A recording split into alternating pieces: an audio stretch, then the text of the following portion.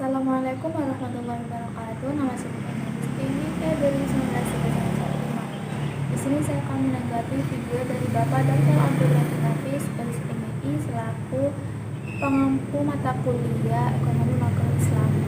Di sini saya akan menanggapi video yang berjudul tentang kebijakan moneter dalam perspektif ekonomi Islam. Langsung saja. Mengapa kita belum mempelajari tentang kebijakan moneter? Karena dalam teori ekonomi makro, kebijakan moneter berperan sangat penting untuk mengatur perekonomian nasional karena instrumen ini yang mengatur beredarnya uang, mengatur pasar barang dan pasar uang sehingga harga stabil dan ekonomi tumbuh dengan baik. Pertama, pengertian kebijakan moneter. Kebijakan moneter adalah seperangkat kebijakan ekonomi yang dibuat untuk mengatur pasokan uang di dalam perekonomian negara. Jika uang terlalu banyak beredar, maka akan terjadi inflasi. Jika terlalu sedikit, maka akan terjadi deflasi. Selanjutnya di sini kita akan membahas tentang jenis-jenis kebijakan moneter.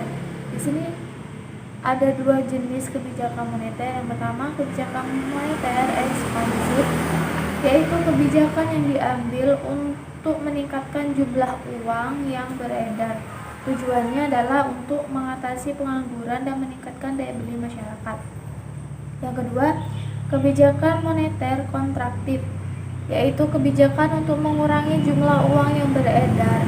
Kebijakan ini dilakukan saat negara tengah mengalami inflasi.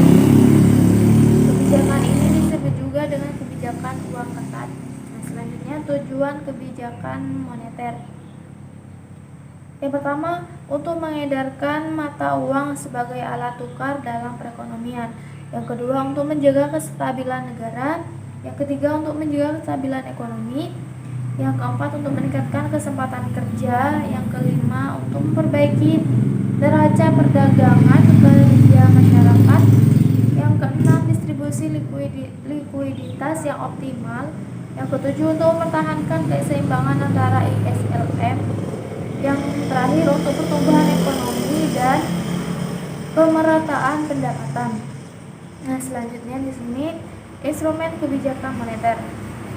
Ada 6 instrumen kebijakan moneter. Yang pertama, kebijakan operasi pasar terbuka.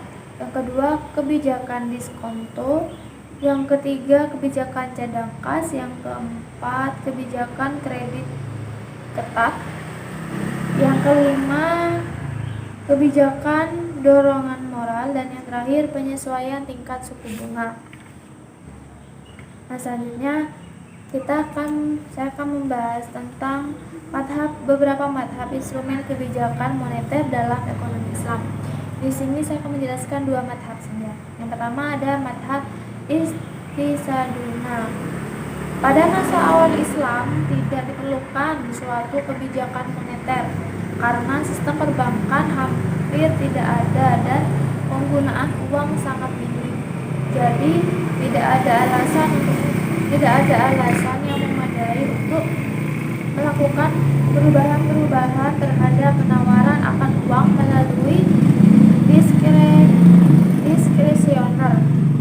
Yang kedua, madhab mainstream, yaitu tujuan kebijakan moneter pemerintah adalah memaksimalisi alokasi sumber daya untuk kegiatan ekonomi produksi. Al-Quran sendiri melarang praktek penumpukan uang karena membuat uang tersebut tidak memberikan manfaat dan peningkatan kesejahteraan masyarakat. Dan terakhir di sini membahas tentang instrumen kebijakan moneter dalam ekonomi Islam. Ada 8 instrumen kebijakan moneter dalam Islam. Yang pertama, nisbatul ikhtiyahi. Yang kedua, Iqna al-ma'wi. Yang ketiga, nisbatul ikrod.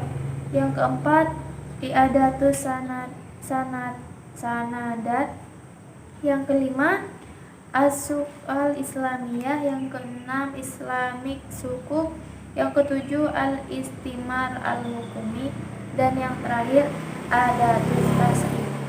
Sekian dari saya, semoga bermanfaat. Wassalamualaikum warahmatullahi wabarakatuh.